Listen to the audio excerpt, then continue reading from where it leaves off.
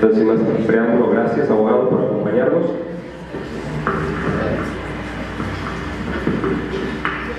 Buenas tardes a todos ustedes, maestras, maestros. Pues agradezco a los compañeros la invitación para venir a platicar, porque creo que es más una plática que espero así se maneje, con toda la confianza. Cualquier duda que pudieran tener de lo que yo esté comentando, pues con toda confianza a preguntar. No tengo ningún inconveniente por alguna interrupción en ese sentido. Ya lo dijo aquí el profe, mi nombre es Edgar Armando Morales Bravo, soy abogado, me he dedicado un poco a litigar asuntos laborales y sobre todo más en contra de la Secretaría de Educación, así que ya me tienen un poco fichado en la Secretaría. Y la mayoría de los asuntos de la Secretaría pues, generalmente los pierde la Secretaría, entonces no está muy difícil litigar en contra de la Secretaría. Bien, quiero comentarles algo así muy importante también que lo pudieran saber. También soy profesor, soy maestro normalista, soy egresado de la normal del Centro Regional de Educación Normal en Ciudad Guzmán. Soy maestro de educación especial con una antigüedad de unos 15 años ya más o menos. Ya nos cosemos al primer hervor. Pero también soy profe y conozco de sobra cómo es el sistema educativo y también padezco el mismo ataque de los que estamos siendo víctimas ahorita que yo no estoy en servicio, pero no se deja de sentir sobre todo la impotencia y más que nada el abuso de la autoridad o del gobierno, como tan fácilmente aplica reformas a nuestro sistema jurídico sin de veras tomar en cuenta a los maestros. Si estamos hablando de educación, pues yo creo que el que sabe de educación son los que están frente al grupo, ¿no? Bien, espero no extenderme mucho. Es mucho el tema que se puede abarcar y a veces hasta a lo mejor pudiera ser un poco cansado, pero si así se manifiesta, me lo dicen, por favor. Quiero comentar que estas reformas no son actuales o no son de ahorita que se le hayan ocurrido al gobierno de estar llevando a cabo las modificaciones a la ley de educación. Tienen antecedentes desde hace décadas prácticamente, desde que México pertenece a la ONU, desde hace 35 años. Tienen una intención de que en aquel entonces decían que el sistema educativo en América Latina estaba sufriendo una catástrofe muy importante y que había que revisarla. Pero ellos no la vieron con el ánimo de ayudar a aquellos países emergentes como lo es el nuestro en América Latina, sino que lo ven como una moneda de cambio, como un negocio en el que al final de cuentas pues le ven una inversión, pero con lujo ahora sí que de obtener un beneficio, y el beneficio económico sobre todo. No les interesa un tanto que nuestra educación mejore, en el sentido de que con las leyes que se acaban de aprobar vamos a mejorar mucho. Lamentablemente, con la publicación de estas 3 leyes, creo que todos somos maestros, ¿verdad? Aquí. ¿O hay algún padre de familia que venga de alguna escuela? Para también tratar de abarcar un tanto si es que hubiera un padre de familia en ese sentido. Bien, yo creo que de sobra conocemos las 3 leyes que se han publicado últimamente. Y voy a mencionar lo que decía Luis Hernández Navarro en la jornada. Los maestros estamos como el corrido de Rosita Alvírez. Dicen que Rosita Alvírez ese día que la mataron estaba de suerte, porque los 3 tiros que le dieron nada más uno era de muerte.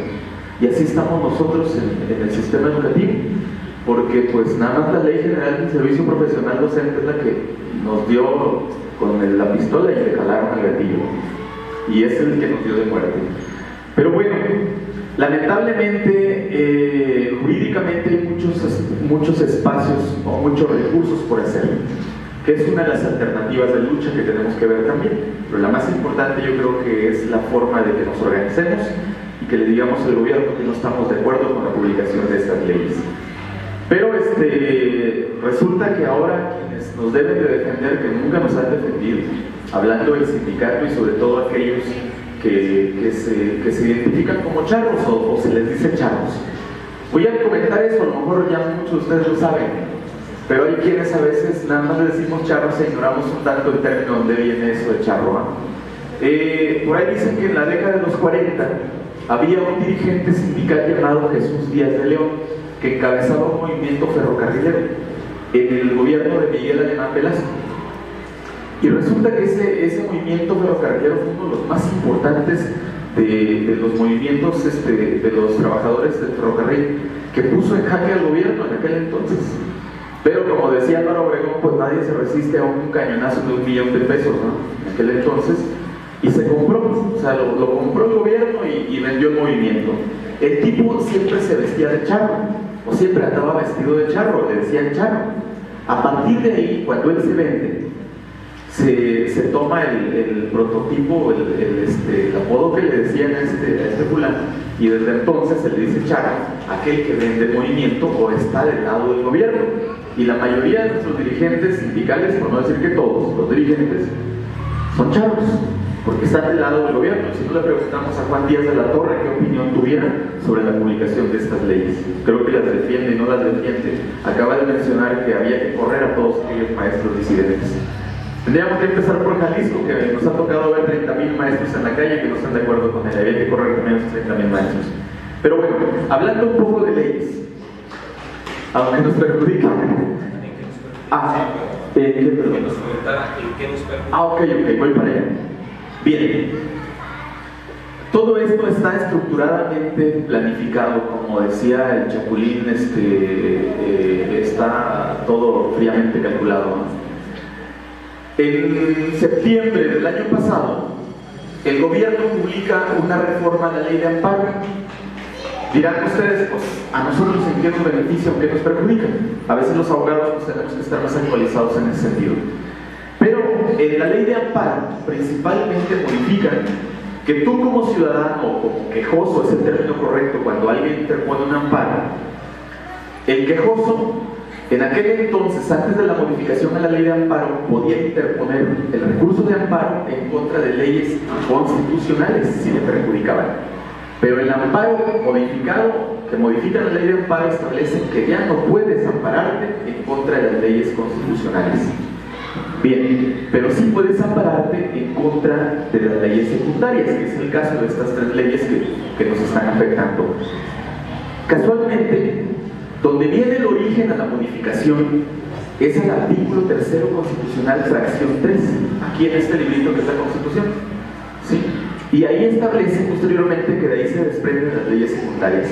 Pero no es casualidad que después de la modificación a la ley de amparo, el 30 de noviembre del 2012 se publica la Ley Federal del Trabajo. ¿Por qué la Ley Federal del Trabajo se publica antes de publicar también las leyes, tanto de las leyes del artículo 3º y las leyes secundarias? El 123 de nuestra Constitución nos da las garantías del trabajo que nosotros desempeñamos, es decir, los del apartado A y los del apartado B. Los del apartado B somos los servidores públicos y los del apartado A son todos aquellos empleados, jornaleros, obreros, etcétera, etcétera. Pero se modifican, y es una modificación tan quirúrgica, tan delicada o tan absurda a veces, que no hay ningún derecho prácticamente para los trabajadores. Anteriormente la ley federal del trabajo, que emanaba o que emanó de una revolución y se plasmó en 1917 en esa Constitución, pues era muy benévola con la clase trabajadora. Recordarán ustedes que cuando un trabajador demandaba a su patrón y el juicio duraba 3, 4, 5, 6 años, yo llevo asuntos que llevan 6 años y no se resuelven, el patrón estaba obligado a pagarle al trabajador los años que llevara el juicio, y si lo perdía, le pagaba salarios caídos y vencidos. ¿Sí? Pero dijo la clase patronal: no, hombre, me están perjudicando, ¿cómo voy a ir a desembolsar, darle hasta 1 millón o 2 millones de pesos al trabajador por todo lo que ha generado, del tiempo que ha corrido por la demanda? No, modifican eso.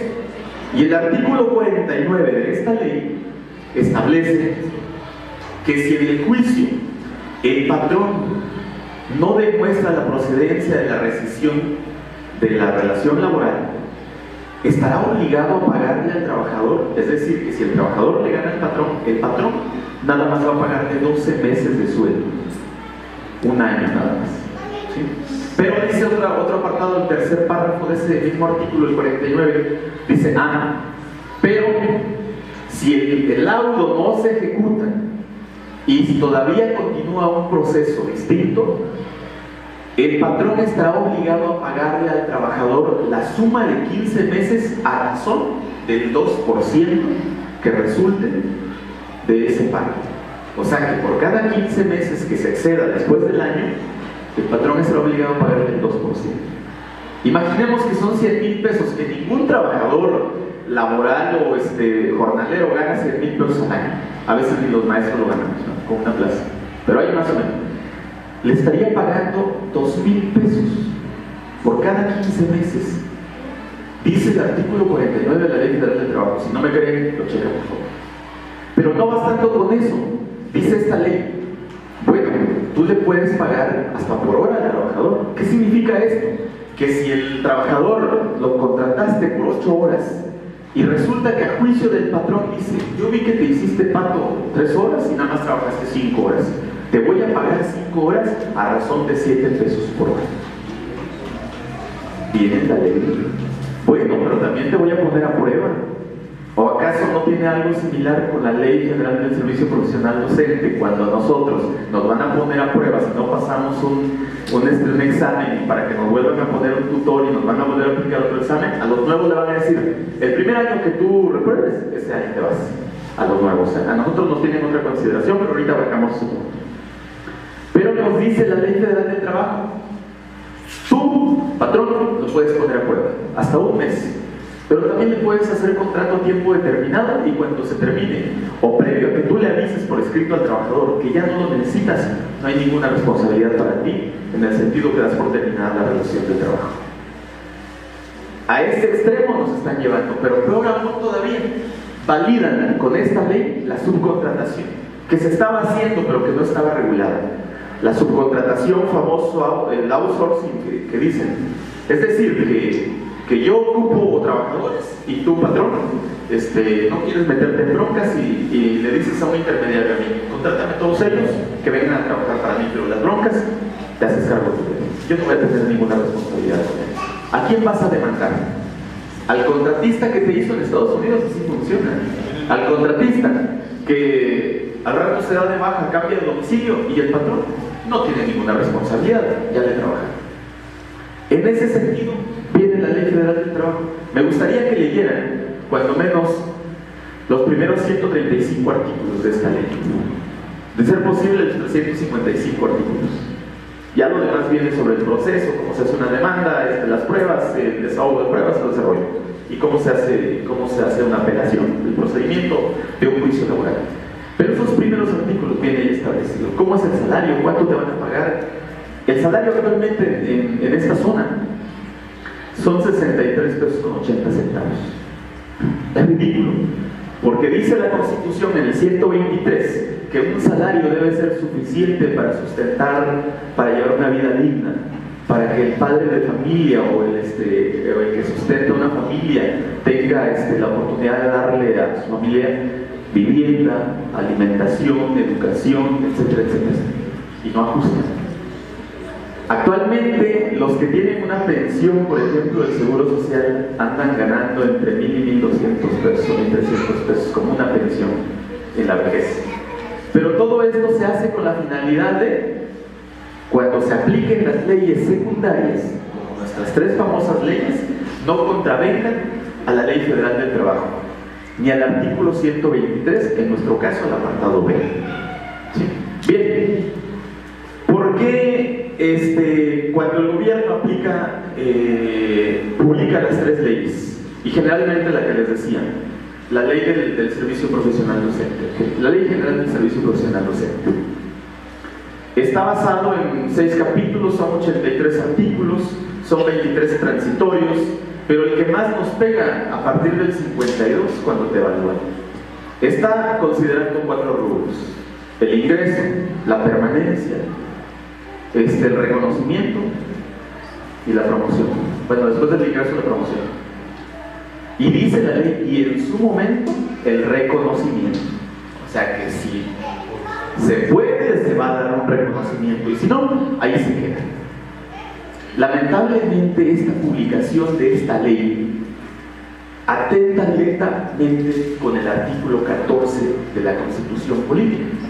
La Constitución, en su artículo 14, dice: a ninguna ley se dará efecto retroactivo en perjuicio de persona alguna.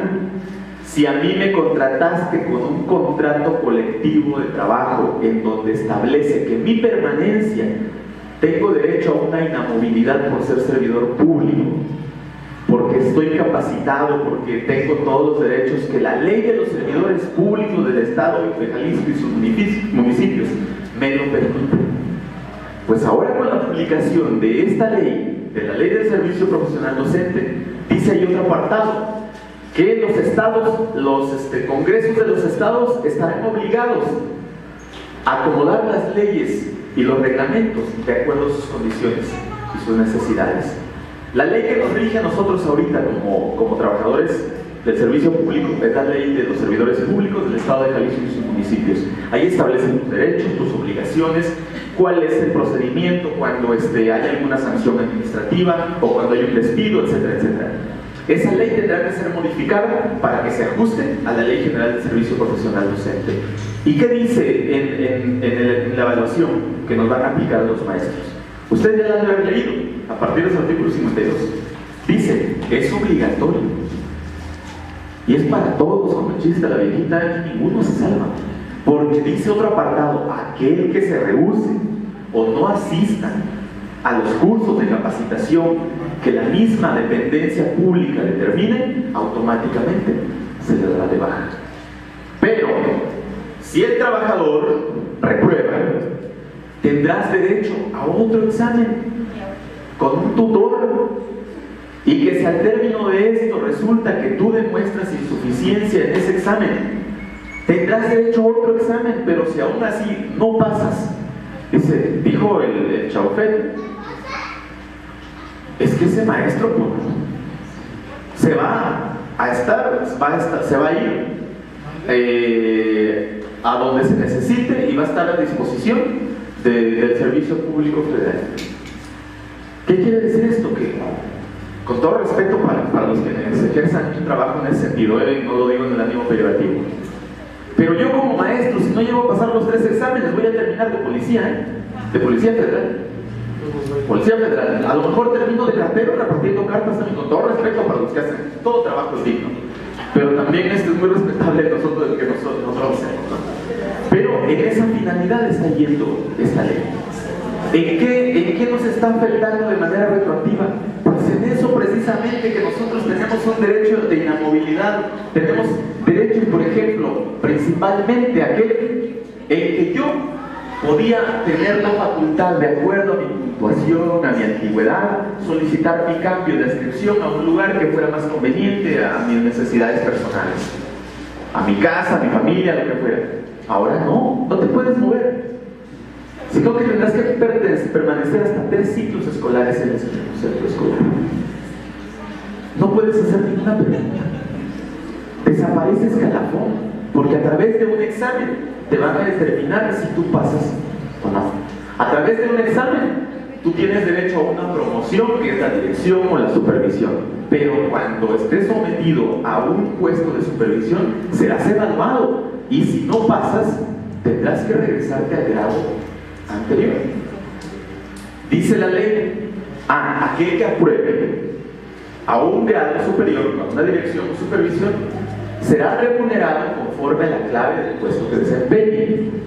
Pero en este mismo sentido también es interpretativo que si yo soy el supervisor, ¿no?, me bajan a director o me bajan a profesor, a docente, pues me voy a ir con ese sueldo.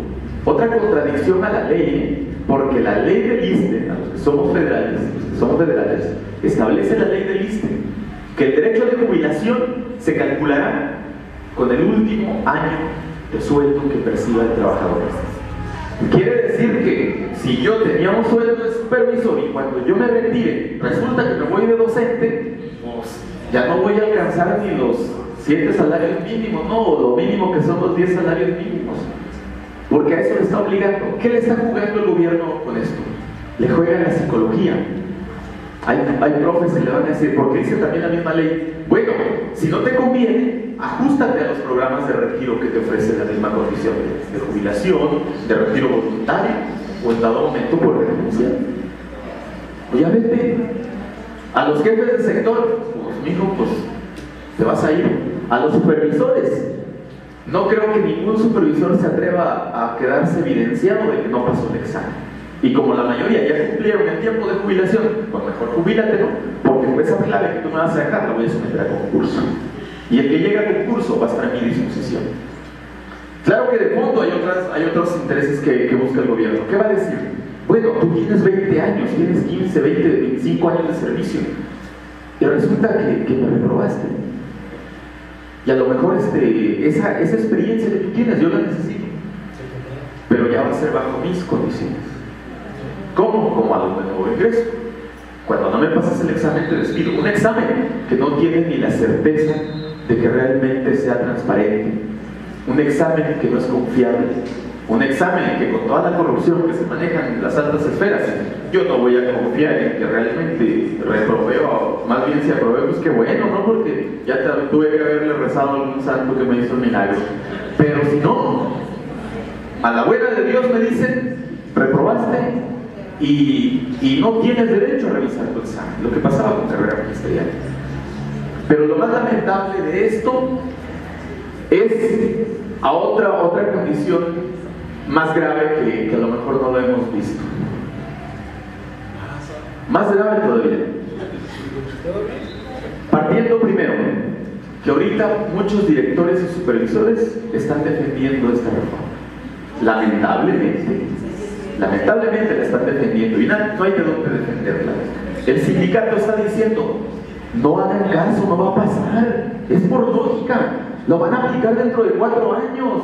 Nos decían antes, ¿para qué se quejan antes de que les peguen?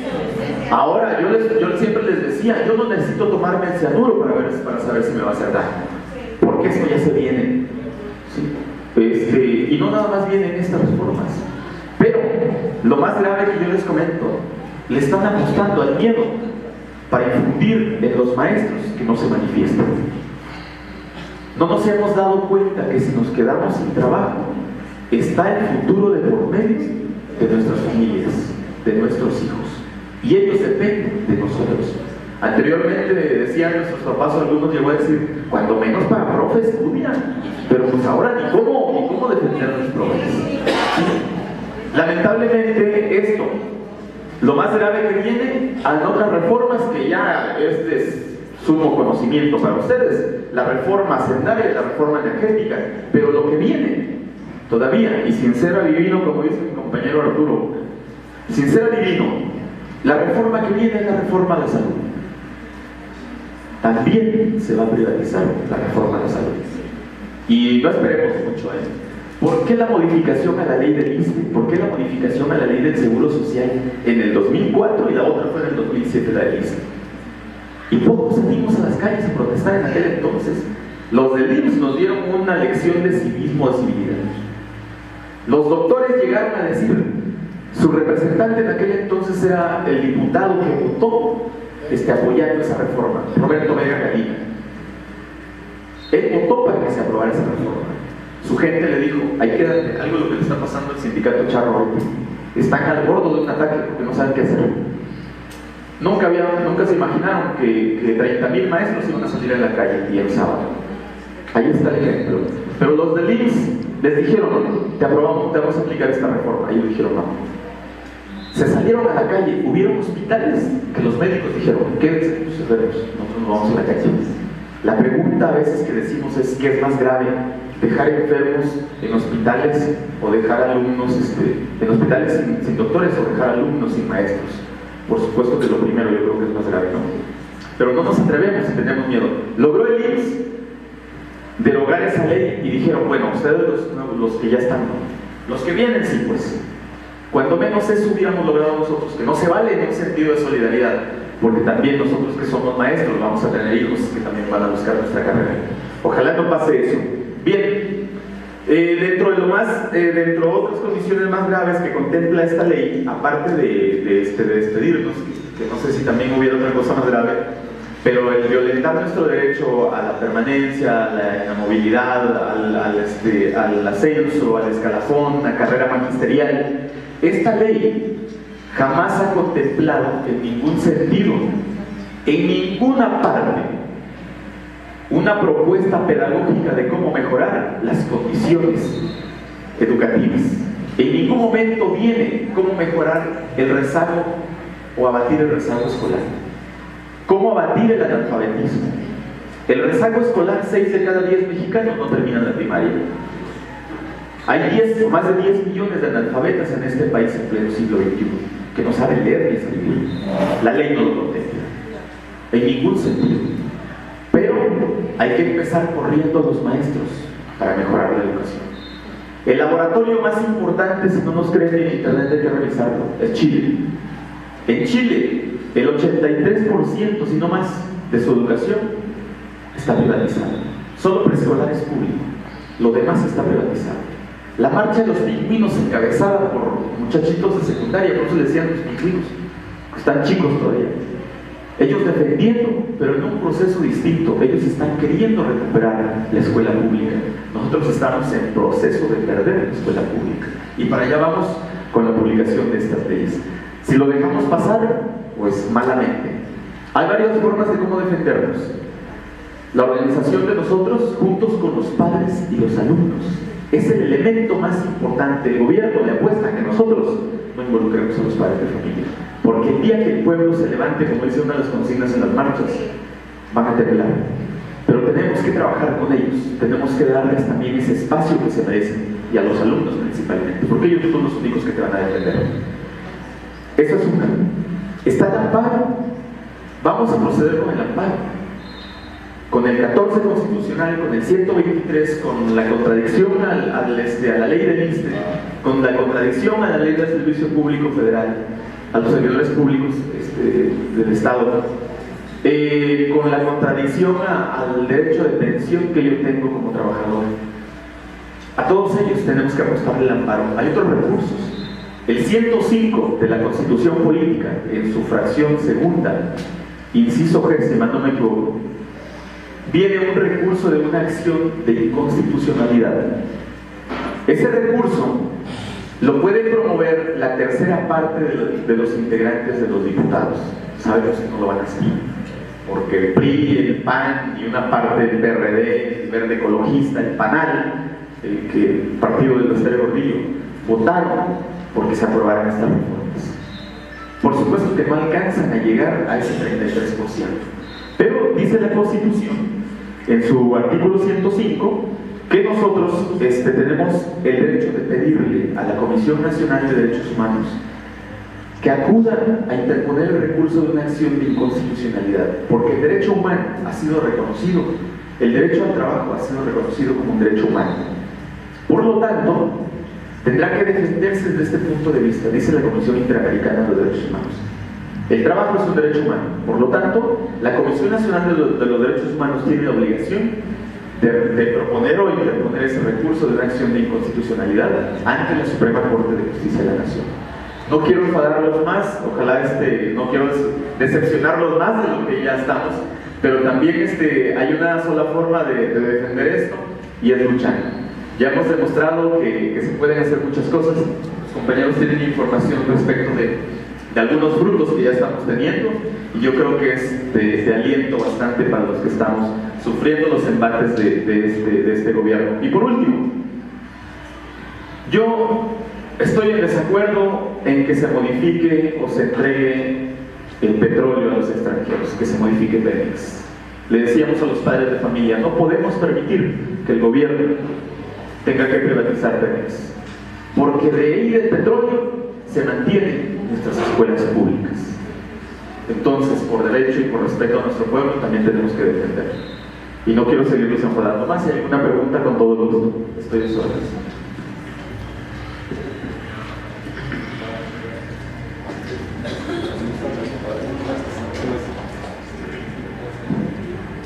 Sí, solamente para preguntar algo que nos está afligiendo más. Sí.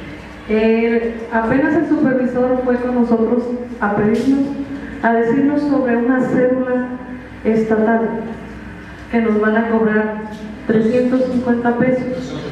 380 pesos. ¿Qué sabe usted sobre eso? Para poder litigar. Y también tenemos la facultad de tramitar una cédula estatal.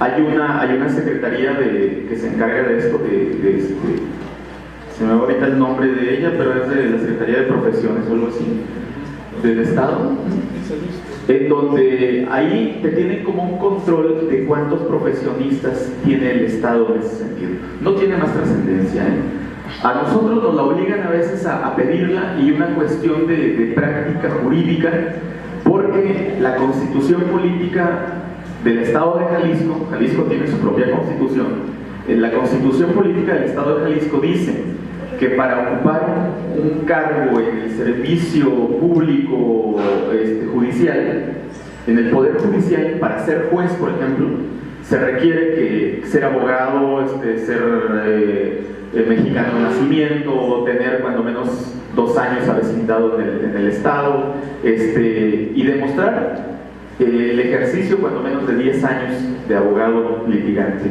¿Cómo se demuestra? A partir de cuando yo me doy de alta en la Secretaría de Profesiones, para demostrar que a partir de cuando me expiden mi cédula, yo demuestro que tengo esos años de servicio.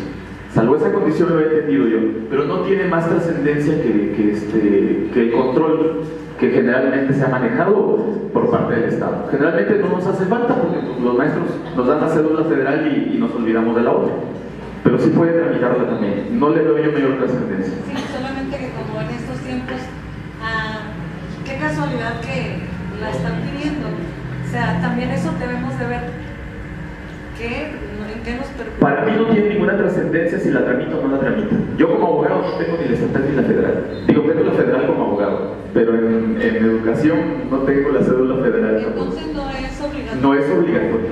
No es obligatorio. Que yo sepa, no es obligatorio. A mí no me han obligado a tramitar la cédula estatal como abogado. Y, o sea, por esa condición que yo diría que un día quiero promoverme y ser juez, pues a lo mejor tengo que... ¿Qué es lo nuevo que trae el supervisor? O sea, que nos está diciendo ya el día que tenemos que estar allá, el día que tenemos que estar en la Verse, porque es allá. Es miedo. Ya está. ¿Pero cuál es el argumento?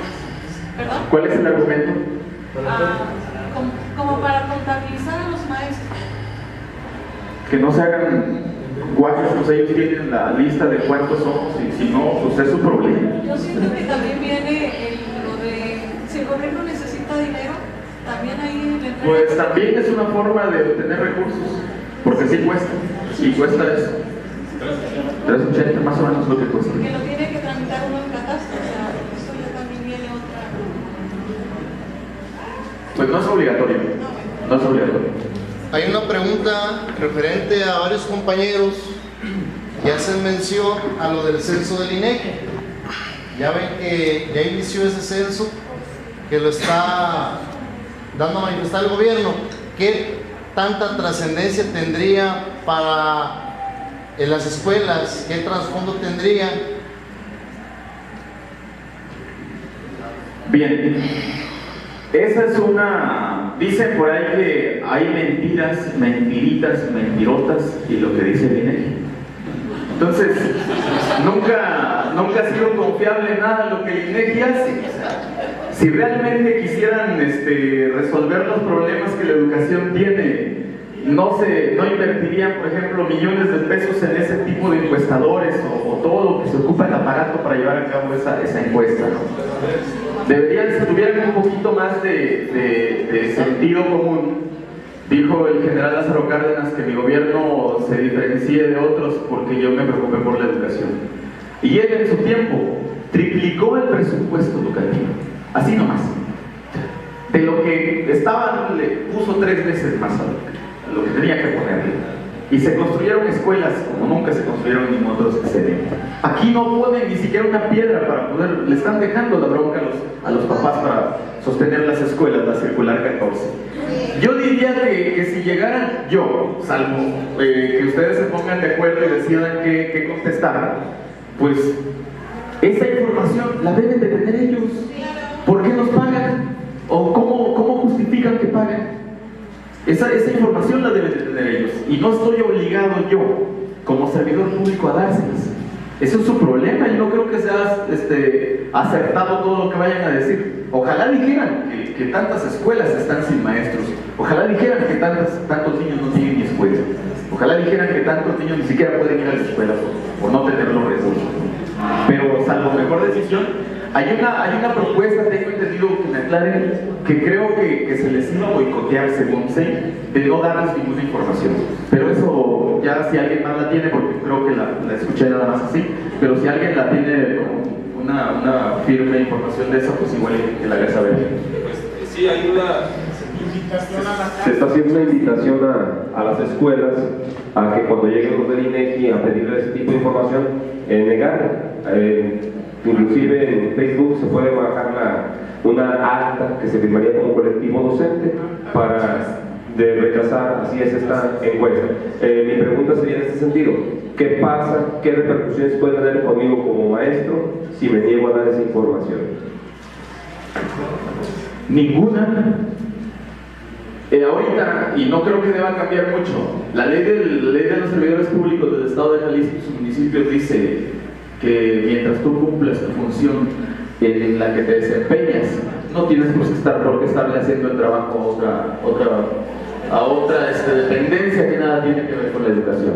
Al contrario, que se vea como una forma de protesta, de decirle al gobierno que estamos en contra de todas sus decisiones y de arbitrariedades que están haciendo en ese sentido.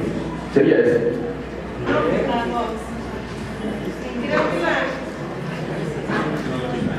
Creo que la encuesta trae una leyenda por ahí que es obligatoria. Sí. ¿Ahí la tienes,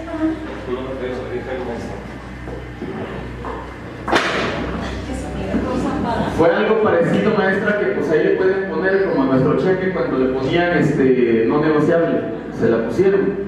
Y aún así los aviadores siguieron cobrando y les valió. O sea, le pueden poner cualquier leyenda en ese sentido. No hay ninguna responsabilidad. A lo mejor civil, si yo digo, bueno, pues voy a colaborar. Si el gobierno realmente hiciera las cosas de manera transparente, con todo gusto yo creo. Pero en ese sentido, el hecho de que le anexen una leyenda sería lo equivalente como un llamado a misa, pero más propio todavía, cuando nos llamaron a la evaluación universal, que nos dijeron, bueno, pues si te quieres evaluar, pues evalúate. ¿A quiénes nos obligaron? A los que estaban en carrera magisterial. Si no me traes tu evaluación universal, no puedes presentar el examen a carrera magisterial. ¿Y qué pasó? Era obligatorio según eso. Bueno, no pasó nada. Y eso sí era una condición más ligada a la función que nosotros desempeñamos. No pasó nada. No pasa nada. Entonces es para decidir qué hacemos. Así es. ¿Alguien más? Por ahí otra pregunta. Bien, quisiera nomás hacerle mención a esto, a la base. Ya estamos escuchando pues verdades más claras, porque muchas veces a nosotros en la zona no nos creen. Por ahí viene otro gran caso, y sí nos va a doler un poquito, porque habla de un 60%, y ya está publicado, ¿no? Sí, salieron comentarios en Facebook. Hay comentarios en el Facebook sobre el 60% de lo que nos corresponde a nosotros en los de vivienda, nos lo van a tumbar para las pensiones, para crear el fondo del seguro de desempleo, y a nosotros los maestros nos va a pegar. Nomás, no sé si sabe algo al respecto.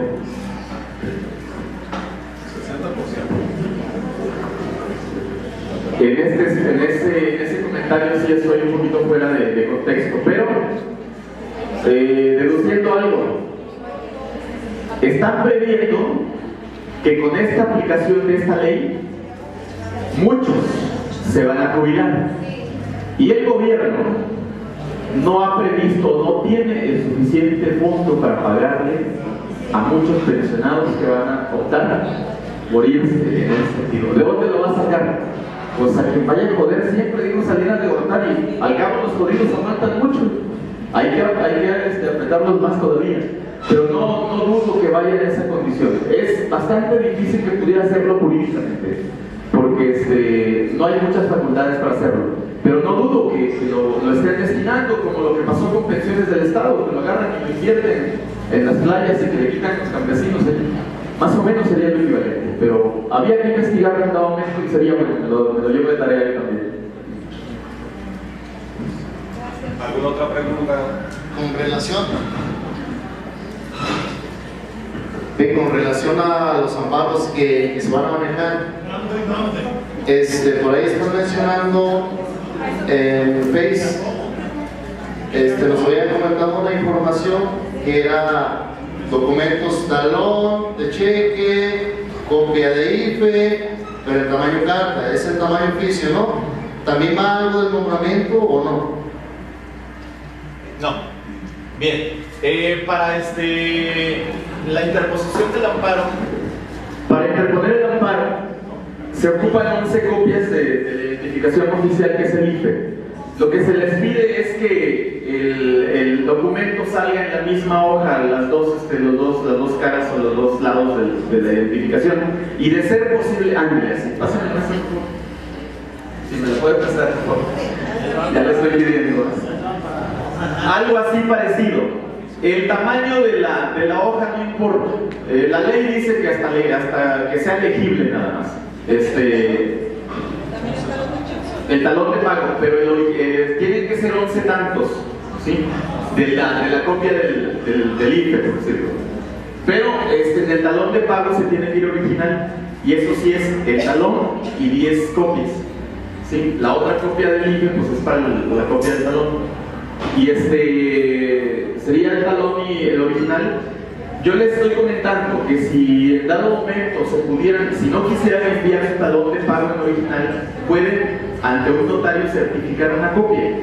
A veces hay notarios que sí cobran bastante carita una copia, pero si habláramos o si nos organizamos con un notario con la finalidad de no mandar el talón de pago original, porque a veces lo ocupamos por algún trámite, decirle a algún notario, ¿sabes qué? Somos tantos, ¿en cuánto nos dejas la copia certificada? Y tratar de negociar con él si hubiera la posibilidad de que nos deje un precio accesible. Yo he conocido notarios que cobran 30 pesos por una copia certificada y esa hace a su vez la de la original. Maestro, ¿quieres? Si no me equivoco, en las veces puedo pedir una copia de una reimpresión. Otro asunto también, yo he ido a la secretaría con nada más la clave de los compañeros y me imprimen otro talón igualito, o sea, por si tuvieran alguna duda, pues.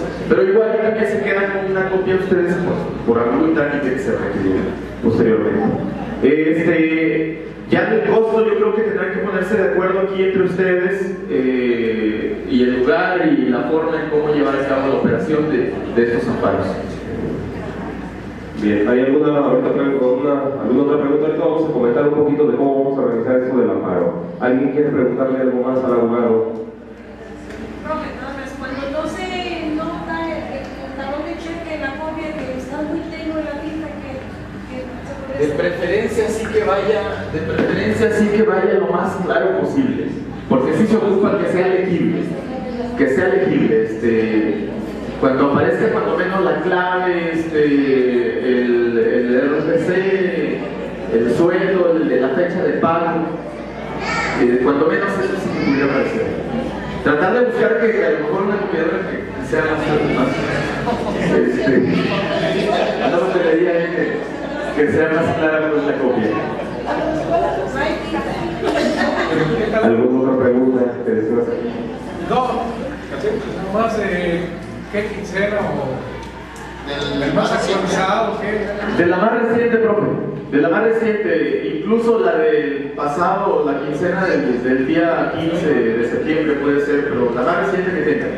Es nada más con demostrar el interés jurídico y la relación laboral contra el patrón, con el patrón. Es el interés. ¿El Estado puede modificar las leyes secundarias? Ya el compañero igual ha comentado algo al respecto, pero sí, por supuesto. Hay una autonomía en los estados, por eso los estados tienen su propia constitución.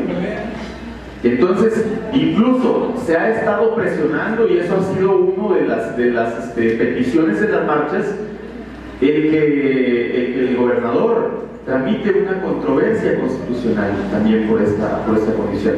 Difícilmente a lo mejor lo vayan a hacer, pero ya hay un ente por ahí que es una buena noticia que nos va a dar el compañero. Pero por supuesto que las leyes reglamentarias, sobre todo la ley de los servidores públicos, cuanto menos diría, los maestros activos a la publicación de esta ley, no será aplicable que por el examen, del resultado del examen tenga que modificarse su condición laboral. Algo. ¿Sí? Claro que sí pueden hacerlo, pero ¿cómo lo logramos? Pues así es que luchemos todos. Asistiendo. ¿Es válido? ¿Sí? ¿Es válido con la autonomía que tiene? Por supuesto que sí, claro que sí.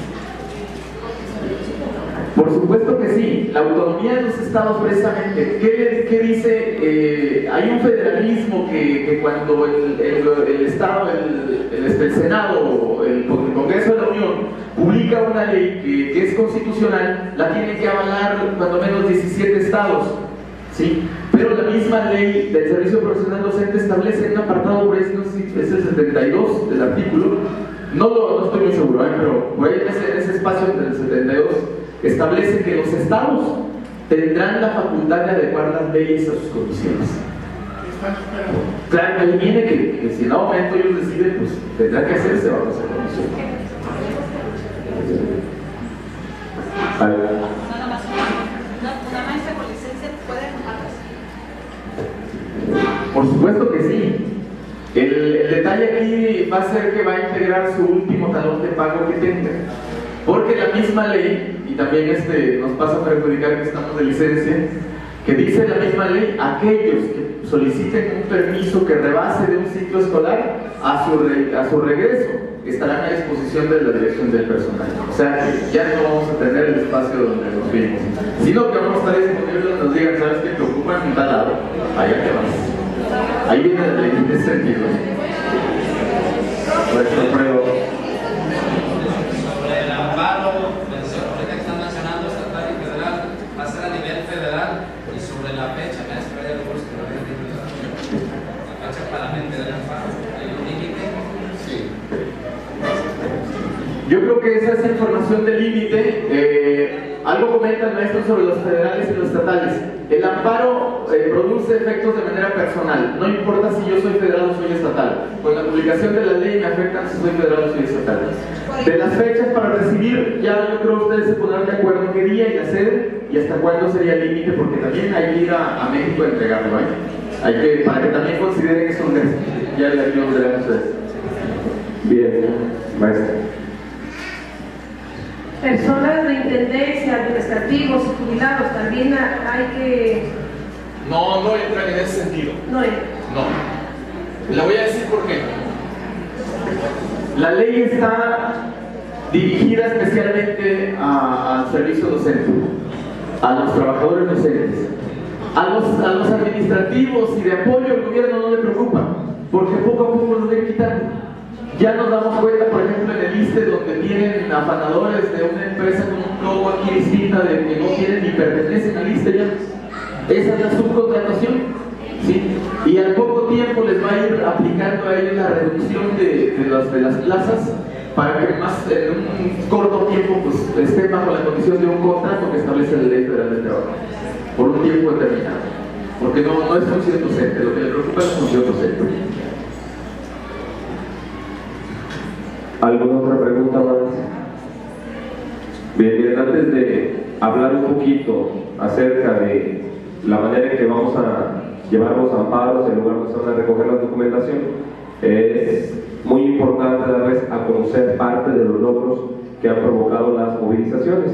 Bien, el día miércoles 2 de octubre de 2013 se tuvo una reunión en Guadalajara de representantes de la Asamblea Magisterial Democrática de Jalisco, que es la institución, los maestros organizados, que independientemente de la organización sindical, nos hemos, pues vaya redundancia, organizado para defender nuestros derechos.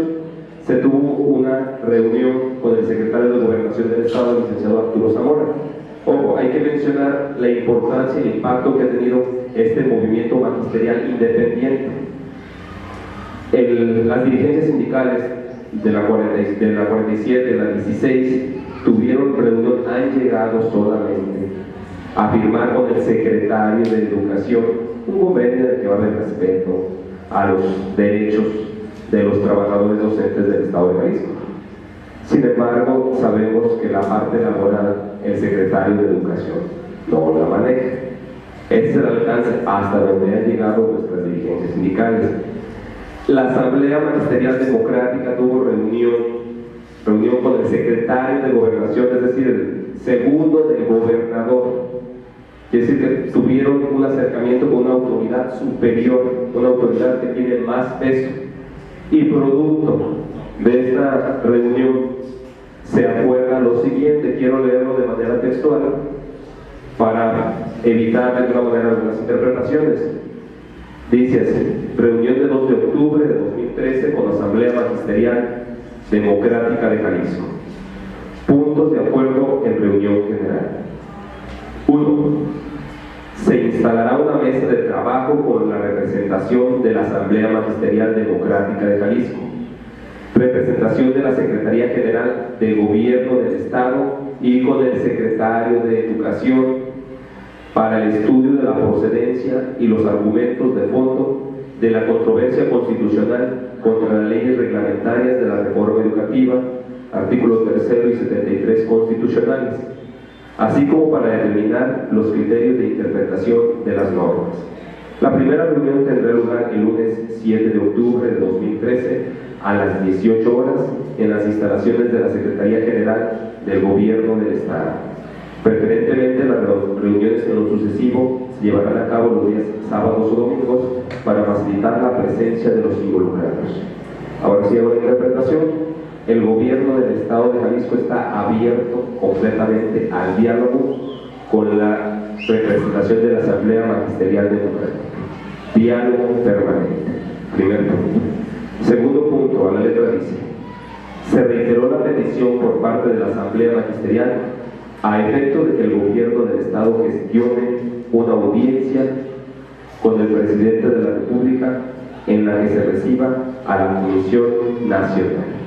Entonces el gobierno del Estado se está comprometiendo a gestionar una audiencia con el presidente de la República para que reciba esta Comisión Nacional. Tercer punto: manifiesta el gobierno del Estado, por conducto del secretario general de Gobierno, el respeto irrestricto de los derechos de los trabajadores de la educación y el respeto de la garantía de irretroactividad de la ley en su perjuicio, así como que no se privatizará la educación pública. Se está comprometiendo. De todos esto no podemos bajar la guardia, es necesario estar firmes, todavía está, pero está firmándose que se hará respeto irrestricto de los derechos de los trabajadores. El gobierno del Estado se está comprometiendo. Y se dice un cuarto punto que tiene que ver con los compañeros que trabajan para el Colegio de Bachilleres del Estado de Jalisco. Se los voy a leer porque no tiene mucho impacto en nosotros. Dice: 4. Se acordó con el director general del COBAE y con el secretario general del SUACOBAE continuar con la reunión señalada en el punto de acuerdo 1 anterior para efectos de revisar el contrato colectivo y la relación de trabajo de los maestros, así como establecer los criterios de interpretación de la norma respectiva. Se anexa la lista de asistentes a la reunión. Aquí viene Arturo Zamora Jiménez, secretario general de Gobierno, y demás personas el subsecretario de Asuntos Jurídicos de la Secretaría General de Gobierno y representantes de la Asamblea Magisterial Democrática de Jalisco. Bien, ¿qué nos quiere decir este documento? El gobierno del Estado, al ver la movilización que los maestros, pese a las dirigencias sindicales que prácticamente los han dejado abandonados, están haciendo, los frutos de las movilizaciones que se han dado, los paros que hemos hecho, hemos participado, se han rendido los frutos en esta minuta. Algo que el secretario de Gobernación no quiso plasmar porque pues sería un punto, una manera de atacarlo, pero se comprometió de manera verbal, dando su palabra. No pudo plasmar un documento porque pues sería de una manera ponérsela sobre el cuello. No habrá sanciones, no habrá represión a los maestros que han participado en paros y en las movilizaciones. Está el compromiso, además está el compromiso de que en el momento que a un maestro le venga su descuento, si en caso de que se diera porque se comprometió que no, se le da a los representantes de la Asamblea Magisterial Democrática y personalmente el secretario de Gobernación se encarga de esa situación. Está el compromiso verbal. Felipe, maestro Felipe, en caso de que sucediera lo contrario, porque nos acaban de decir aquí en secundaria que va a proceder el director y no se le lo hacen saber. En caso, maestro, sí, en caso de que venga cualquier tipo, le llega a usted, le llegara su descuento, pues demuestre que le lleva talón de cheque, Asamblea Magisterial Democrática se encarga de llevárselo personalmente al secretario de Gobernación y él se encargará de arreglar el asunto. Está el compromiso, como les digo, no pudo plasmarlo el secretario de Gobernación, no pudo plasmarlo porque sería de alguna manera comprometerse entre los medios, pero se comprometió de esta manera. Licenciado, para cuando se descuentan las horas de jornada acá en secundaria, ¿cuál es el proceso? ¿Deberían de darnos a nosotros la notificación y firmarla de acuerdo? ¿O el director tiene la plena autorización de mandarlo y descontarlo? Porque así sucede. Sí. Dijo que lo iba a mandar individual para que se nos descuente. O sea, aquí la bronca ya es personal. Ya que llegue, Rosen, ya que llegue. Más que no enfrenta, ¿verdad? ¿Pero se refiere al descuento por la inasistencia de este día? Sí, cualquier descuento, o sea. Por los paros. Por los paros. A partir de los paros. Él nos tiene que dar notificación a nosotros para firmar de acuerdo. Bueno, Mire, el procedimiento es un tanto administrativo. Ellos tienen que hacer un reporte de incidencias cada mes.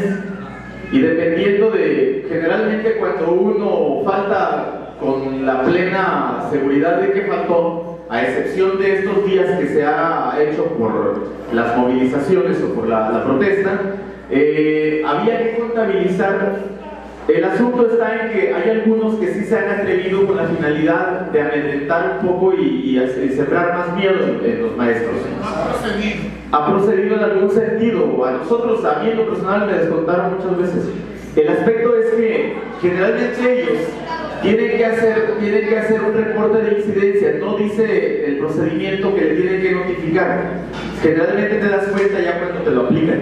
Pero posteriormente, si es indebido ese descuento, posteriormente se hace un reclamo y luego te hacen otra vez el pago. Ese es el ADERCE correspondiente, no sé si pertenezca a Nautlán o al Grullo. Ahí tendría que hacerse ese reclamo si llegara a hacerse. Pero si hay una evidente procedencia, nos lo hace saber para nosotros con documentos llegar a, por lo otro que pudiéramos hacer, es decirle por escrito, porque tenemos la facultad de pedir todo por escrito, porque así dice la Constitución en su artículo 8, que también la autoridad a quien se le dedica ese escrito tenga la obligación de contestarlo en no menos de 3 días. ¿Sí? Diciéndole, a ver, con fundamento en el artículo 8 pido que me informes o confirmes si se ha tramitado algún descuento respecto de mi salario, por así decirlo, y hacérselo, que lo firme, y ya si no lo contesta, pues está dando por hecho que sí es cierto. Bajo ese escrito, entonces sí podemos decir, sabes que ya se le pidió y el tipo no quiere contestar. Tiene que haber testigos o simplemente se le asienta ahí, no quiso firmar porque fue su deseo. Es simplemente, pero tiene la obligación de darlo también por escrito, en ese aspecto. Bien. Por ejemplo, micrófono. Así para que se escuchen con los compañeros, miren. Imagínense los de Oaxaca, ¿cuántos meses? Zamora se comprometió a no descontarnos por los días de paro, pero por los subsecuentes que vayamos a hacer paro y a manifestarnos, ¿también se comprometió? O sea, no nos van a descontar, no se va a tomar en cuenta los 3 días de falta. Y ni nos van a descontar porque esto apenas empieza, porque vamos por los subsecuentes. Sí. Esto apenas empieza.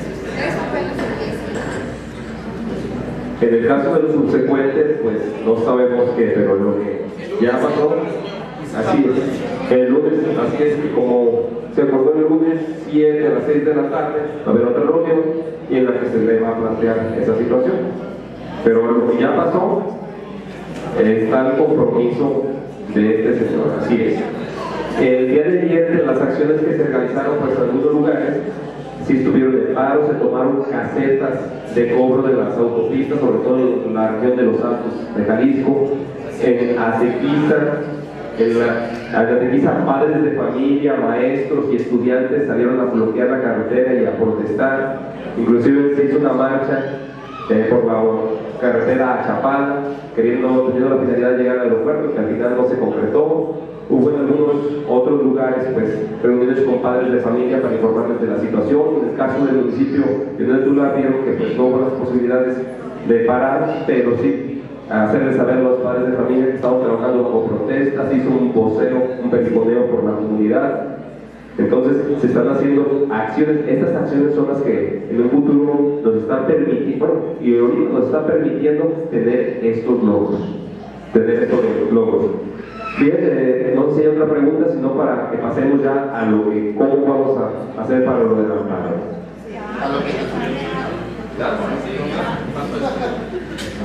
Compañeros, yo me retiro, pues fue un placer estar con ustedes, nos seguimos viendo en la lucha y no hay que fallecer en ese sentido. Dicen que el que deja de luchar es que empieza a morirse, no hay que empezar a morirse, hay que seguir hasta allá. Gracias.